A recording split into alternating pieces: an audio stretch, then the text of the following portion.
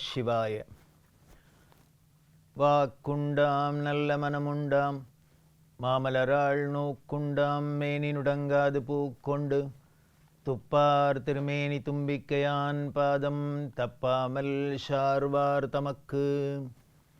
அரண்நாமமாயிரத்தில் உயிர்களை காக்கக்கூடியவர் அப்படிங்கிற பொருளில் மாந்தாத்ரே நமஹா அப்படின்னு சொல்லித்து, அதே மாதிரி இக்ஷ்வாகு வம்சத்தில் வந்த மாந்தாதா அப்படிங்கிற அரசனோட பெருமைகளை சொல்லி அவரோட பராக்கிரமத்தை சொல்லி அந்த வடிவமாக இருக்கிறவன்னு சொல்லித்து இல்லையா. அடுத்த 634வது திருநாமம் ஓம் பூத பாவனாய நமஹா அப்படின்னு இருக்கு. இதோட பொருள் என்ன அப்படின்னா, உண்டாக்கிய, அதாவது படைச்ச எல்லாவற்றையும் போற்றி காப்பாற்றுபவர் அப்படின்னு அர்த்தம்.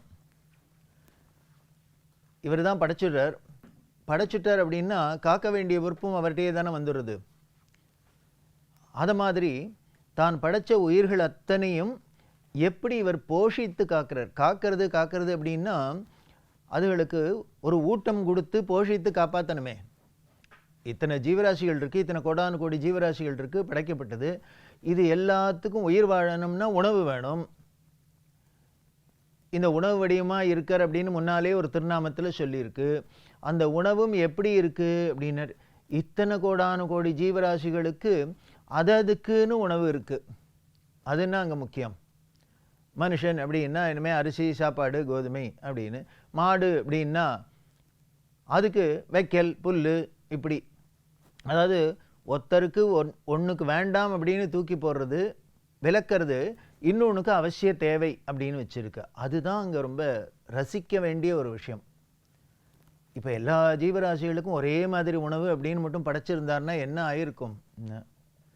இங்கே மனுஷனுக்கு மட்டும்ங்கிறதுலையே நமக்கு இவ்வளவு சண்டை வருது, அடிதடி வருது, திருட்டு கொள்ளை இப்படிலாம் வருது. இனிமேல் எல்லா உயிரினங்களுக்கும் ஒரே மாதிரி தான் அப்படின்னு வச்சுருந்தா என்ன ஆயிருக்கும்? எவ்வளவு குழப்பமாக இருக்கும். அப்படி இல்லாத ஒவ்வொரு ஜீவராசிகளுக்கும் அதுக்கு அப்படின்னு உண்டான உணவெல்லாம் கொடுத்து அதை பூமியில் விளையிறாப்பில் பண்ணி இதெல்லாம் நினச்சி பார்த்தாலே நமக்கு பக்தி வந்துடும். ஒன்றும் வேண்டாம், இயற்கை அப்படிங்கிறோம். இந்த இயற்கையில் நடக்கிற நிகழ்ச்சிகள் எல்லாம் நாம் கவனித்து பார்த்தோம், அறிவுபூர்வமாக கவனித்து பார்த்தோம் அப்படின்னா நிச்சயம் இவ்வளவு சிஸ்டமேட்டிக்காக, இவ்வளவு ப்ரோக்ராம்டாக, இவ்வளவு அழகாக நடக்கிறது அப்படின்னா இது ஏதோ இதுக்கு பின்னால் ஒரு சக்தி இல்லாத இயக்காதே தானாகவே நடக்க முடியவே முடியாது.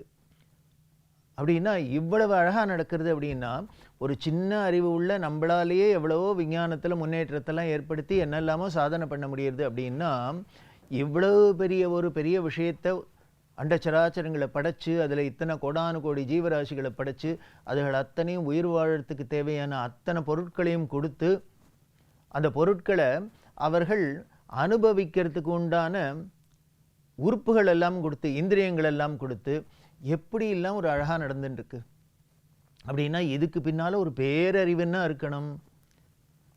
அந்த பேரறிவு அதுதான் பரம்பொருள், பிரக்ஞானம், பிரம்ம அப்படின்லாம் சொல்லப்படுறது இல்லையா.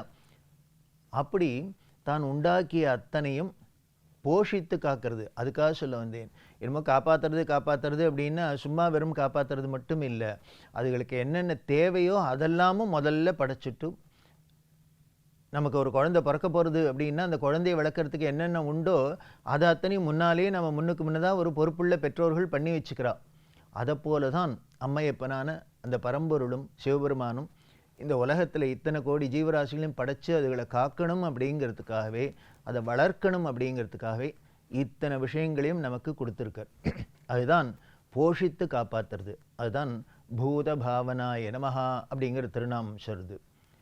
அடுத்த 635வது திருநாமம் ஓம் விபவே நமஹா அப்படின்னு சொல்லியிருக்கு. இதோட பொருள் என்ன அப்படின்னா மூ உலகத்திற்கும் தலைவர், பிரபு. இதே திருநாமம் 145, 203, பின்னால் 696 இந்த இடத்துல வரப்போகிறது. 4 இடத்துலையும் வருது விபவே நமஹா அப்படிங்கிற திருநாமம். இந்த இடத்துல இதோட பொருள் மூ உலகத்திற்கும், இன்னும் எல்லா உலகத்துக்கும் இவர் தான் தலைவர், பிரபு. பிரபு அப்படின்னாலே அந்த பிரபுங்கிறதுக்கெல்லாம் ஒரு வார்த்தையை ஒருத்தர் பார்த்து பிரபு அப்படின்னு அவருக்கு ஒரு அந்த ஸ்தானம், இது வெறும் பெயர் மட்டும் இல்லை, அவரோட நிலை, அவர் இருக்கக்கூடிய வகிக்கக்கூடிய அந்த பொறுப்பு, அது எப்படி இருக்கணும், பிரபுன்னா என்ன அப்படின்லாம் நமக்கு லட்சணம் சொல்லப்பட்டிருக்கு. அப்படி தலைவராக இருக்கக்கூடியவர் அப்படின்னா என்ன? ஒரு தலைவர் அப்படின்னா பல பேருக்கு வழிகாமிக்க வேண்டியிருக்கு, பல விஷயங்களை நிர்வகிக்க வேண்டியிருக்கு. அப்படின்னா அதுக்குன்னு தனி திறமை இருக்கணும். தலைவராக இருக்கலாம், ஆனால் நல்ல திறமையுள்ள தலைவராக இருக்கணுமே, அப்போதானே, அதுதானே முக்கியம். அப்படி இந்த நிர்வகிக்கக்கூடிய அந்த தலைமையை உடையக்கூடியவர் தான், அதுவே ஒரு பெரிய பெருமை. அதனால விபவே நமஹா அப்படின்னு இவரை சொல்லியிருக்கு. அடுத்த 636வது திருநாமம் ஓம் வர்ண விபாவினே நமஹா அப்படின்னு சொல்லியிருக்கு. இதுக்கு 2 விதத்தில் பொருள். வர்ண விபாவினே நமஹா அப்படின்னாக்க 4 வர்ணங்களை வகுத்தவர் அப்படின்னு ஒரு பொருள். இன்னொரு பொருள் பல வர்ணங்களில் நிறங்களில் விளங்குபவர் அப்படின்னு பொருள். இது ரெண்டுமே ஒரு ஆச்சரியமான விஷயம். இந்த 4 வர்ணங்களில் வகுத்தவர் அப்படின்னு சொல்கிறது, இது பொதுவாகவே நமக்கு இந்த வர்ணம் அப்படிங்கிறத நாம் ஒரு தப்பான கண்ணோட்டத்தில் புரிஞ்சுட்டு இருக்கோம். ஆனால் இது எப்படி அப்படின்னா, நமக்கு எப்படி வந்தது, எங்கேருந்து வந்தது? பகவத்கீதையில் கிருஷ்ணர் ரொம்ப விளக்கமாக சொல்கிறார். சாதுர்வர்ணியம் மயா சிருஷ்டிதம், 4 வர்ணங்களை நான் சிருஷ்டி பண்ணினேன், படைத்தேன் அப்படின்னு சொல்கிறார். லலிதா சஹஸ்ரநாமம் பிரம்மகீட ஜனனி வர்ணாசிரம விதாயினி, ரொம்ப கிளியராக சொல்கிறது. பிரம்மாலேந்து புழு பூச்சி வரைக்கும் அத்தனையும் படைச்சா, அப்படி படைச்சுட்டு அந்த படைப்பில் உள்ள அந்த ஜீவன்கள் எல்லாம் வர்ணாசிரம விதாயினி அப்படின்னு வர்ணம் ஆசிரமங்கிற ஒரு பாகுபாட்டை இவர் பண்ணி கொடுத்துருக்கா அப்படின்லாம் சொல்கிறது. அதில் என்ன அப்படின்னா, வேலை ஒன்றும் இல்லை, ஆங்கிலத்தில் டிவிஷன் ஆஃப் லேபர் அப்படின்னு சொல்கிறா. வேலை இருக்குது. ஒரு இடம் அப்படின்னா ஒன்றுமே வேண்டாம், ஒரு வீடுன்னு இருந்தாலே பல வேலை இருக்குது. சமைக்கணும், பாத்திரங்கள்லாம் தேய்க்கணும், துணி துவைக்கணும், இனிமேல் அதுக்கு வேணுங்கிற சாமான்லாம் வாங்கிட்டு வரணும். இது இத்தனையும் வேணும்னா அதுக்கு பைசா வேணுமே, அதுக்கு சம்பாதிக்கிறதுக்கு ஒருத்தர் வேணும். எத்தனை வேலை இருக்குது வீட்டில், இது அத்தனையும் ஒருத்தரே செய்ய முடியுமா? இல்லை யார் வேணால் என்ன வேலையை வேணால் செய்யுங்கோ அப்படின்னு நம்ம விட்டோம், ஓப்பனாக விட்றோன்னு வச்சுக்கோ, யாரும் எந்த வேலையை செய்வா? எல்லாரும் சுலபமான வேலையை தான் எடுத்துக்கிறதுக்கு விரும்புவோம். இப்படி ஒரு வீட்டுக்குள்ளேயே எப்படி இருக்குன்னா, ஒரு பெரிய அலுவலகம் அப்படி இருந்துன்னா அதில் எத்தனை டிபார்ட்மெண்ட்ஸ் இருக்குது? இந்த டிபார்ட்மெண்ட்டு மேனுஃபேக்சரிங், மார்க்கெட்டிங், இனிமே ஃபினான்ஸு, இப்படி பலவிதமான டிபார்ட்மெண்ட்ஸ் இருக்குது. அதுக்குன்னு ஆள்லாம் இருக்கா? அந்த ஆள்லாம் எப்படி தேர்ந்தெடுக்கிறா அப்படின்னா, அதுக்குன்னு ஒரு தகுதி, கல்வி அடிப்படை, குவாலிஃபிகேஷன் அப்படின்னு சொல்கிறோம். ஃபினான்ஸில் இருக்கணும்னா இனிமேல் கணக்கு தெரிஞ்சிருக்கணும், கணக்கில் பாஸ் பண்ணவாளாக இருக்கணும், சார்ட்டர்ட் அக்கௌண்டண்ட்டாக இருக்கணும் அப்படின்னு. இனிமேல் மேனுஃபேக்சரிங் அப்படின்னா அவளுக்கு அந்த தொழில்நுட்ப அறிவு இருக்கணும், இன்ஜினியர்ஸாக இருக்கணும். இப்படிலாம் பல விதத்தில் இதில் இருக்கு இல்லையா? அப்படின்னா ஒரு வீடாக இருக்கட்டும், இனிமேல் ஒரு அலுவலகமாக இருக்கட்டும், இல்லை ஒரு நாடாக இருக்கட்டும், எத்தனை மினிஸ்ட்ரி, எத்தனை மந்திரி சபை, எத்தனை மந்திரிகள் அப்படின்னா எல்லாரும் எல்லாத்தையும் சேர்த்து பண்ணலாம் அப்படின்னா இங்கேன்னு எந்த காரியமாக நடக்குமா? நடக்காது. அது சாத்தியமே இல்லை, எந்த ஒரு இடத்துலையும் சாத்தியம் இல்லை. ஒரு சின்ன காரியம் பண்ணுறோம்னா கூட அதுக்கு அப்பா நீ இதை பண்ணு, நீ இதை பண்ணு, நீ இதை பண்ணுன்னு தான் சொல்லித்தான் ஆகணும். அதை யார்கிட்ட எந்த அடிப்படையில் கொடுக்குறோம்னு, தகுதி அடிப்படையில், யாராருக்கு என்னென்ன செய்யறதுக்கு தகுதி இருக்குது அப்படின்னு. இந்த வேலையில் பார்த்தோம் அப்படின்னா 2 விதத்தில் இந்த வேலைகள் எல்லாமே நாம் அடக்கிடலாம். ஒன்று உடல் சார் உழைப்பு, உடம்புனால பண்ணக்கூடிய உழைப்பு. இன்னொன்று அறிவு சார் உழைப்பு. அறிவை நாம் உபயோகப்படுத்தி அந்த நம்ம புத்தியை நாம் அந்த இடத்துக்கு கொடுத்து அது மூலியமாக பண்ணுறதும் பெரிய உழைப்பு தான். நம்ம உடல் உழைப்பு அப்படிங்கிறதே கடினமாக இருக்குது, வேர்த்து விறுவிறுக்கிறது. அப்படின்னா அறிவை உபயோகப்படுத்துறதே, ஒரு ஆராய்ச்சி கூடத்தில் போய் ஒரு விஞ்ஞானி தன்னோட மூளையை போட்டு கசக்கி ஏதோ கண்டுபிடிக்கிறார் அப்படின்னா அப்போ அவருக்கு எவ்வளவு சிரமம் இருக்கும் அப்படின்னு அவருக்கு தான் தெரியும். அது எவ்வளவு பெரிய விஷயம் அப்படின்னு. இப்படி அறிவு சார்ந்த உழைப்பும் இருக்குது, உடல் சார்ந்த உழைப்பும் இருக்குது. அதுக்குன்னு இது யாரால முடியுங்கிறதும் பார்க்கணும். அங்கே அந்த அடிப்படையில் தான் இந்த வர்ண விபாகங்களும் சொல்லப்பட்டதா நமக்கு சாஸ்திரங்கள்லாம் ரொம்ப கிளியராக சொல்லியிருக்கு. அதனால் அப்படி இந்த பகுப்பு வச்சதுன்னு எப்படி ஒரு நிர்வாகம் ஒருத்தர் ஒரு அலுவலகம் ஆரம்பிக்கிறார், ஒரு தொழில் ஆரம்பிக்கிறார் அப்படின்னா அந்த யார் அதை ஆரம்பிக்கிறாரோ முதலாளியோ அவரே தான் இதெல்லாம் பகுத்து வச்சு இந்த வா என்னென்ன வேலை செய்யணும் அப்படின்லாம் கடமையை கொடுக்குறாப்புல தான் இந்த அண்டச்சராச்சரத்தையும் படைக்கிறதே அந்த படைச்ச பரமேஸ்வரனான அவர் இப்படி எல்லாம் வகுத்து வச்சிருக்கார். அதனால் வர்ண விபாகினே நமஹா அப்படின்னு சொல்லியிருக்கு. அதே மாதிரி பல வர்ணங்களில் இவர் விளங்குறார் அப்படின்னா அதுவும் ரொம்ப அழகான பொருள் தான். எப்படி இருக்குது, எவ்வளவு இங்கே வர்ணம் அப்படின்னா வெறும் கலர் மட்டும் இல்லை, எல்லாம் பார்க்குறோம் அப்படின்னா மரம்தான்.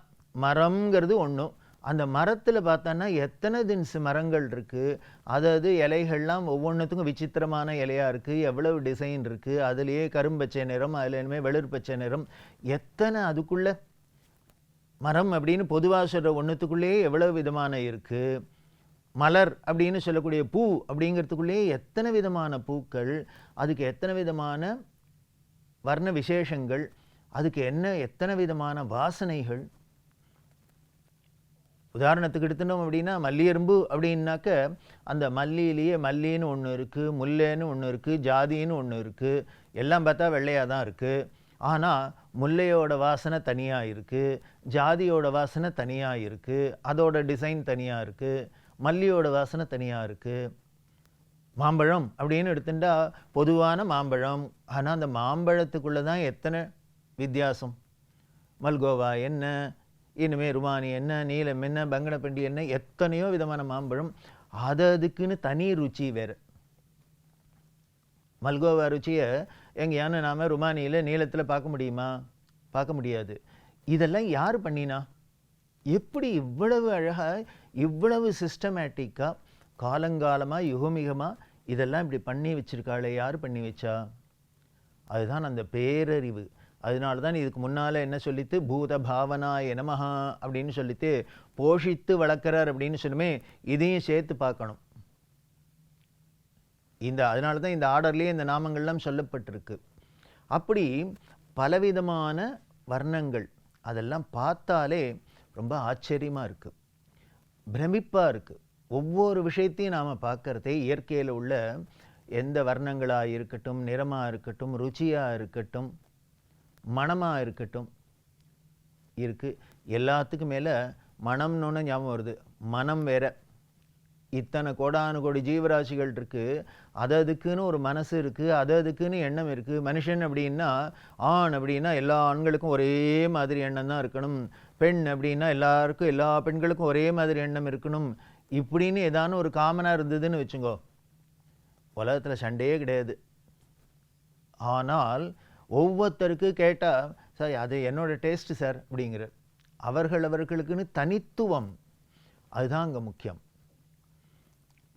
அதை வச்சுன்னு நாம் தப்பாக அதை உபயோகப்படுத்தின்னு சண்டை வேணால் போடலாமே வழிய அந்த தனித்துவத்தை காமிக்கணும். ஒவ்வொரு இத்தனை கோடி ஜீவராசிகள் இருந்தால் கூட அத்தனைக்கும் ஒரு தனித்தன்மையோடு இருக்கிறாப்புல ஒரு சிஸ்டம், அப்படி ஒரு சிருஷ்டி பண்ணி வச்சிருக்கார்.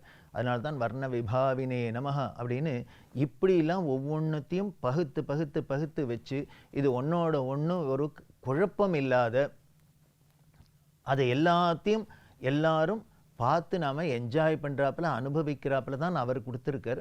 ஆனால் அதில் நாம் அதை சந்தோஷமாக அனுபவிக்காத அதில் ஏதானும் குளறுபடி பண்ணினோம் அப்படின்னா அது நம்மளோட குறையே வழிய அவர் பண்ணினத்தில் குறை இல்லை.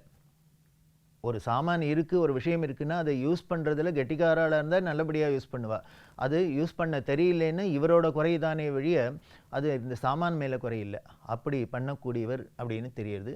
அதனால் வர்ண விபாவினே நமஹான்னு சொல்லியிருக்கு. அப்படி பண்ணக்கூடிய அவரோட பெருமைகளில் இன்னும் பல விஷயங்களை தொடர்ந்து பார்க்க போகிறோம். ஓம் நம சிவாய.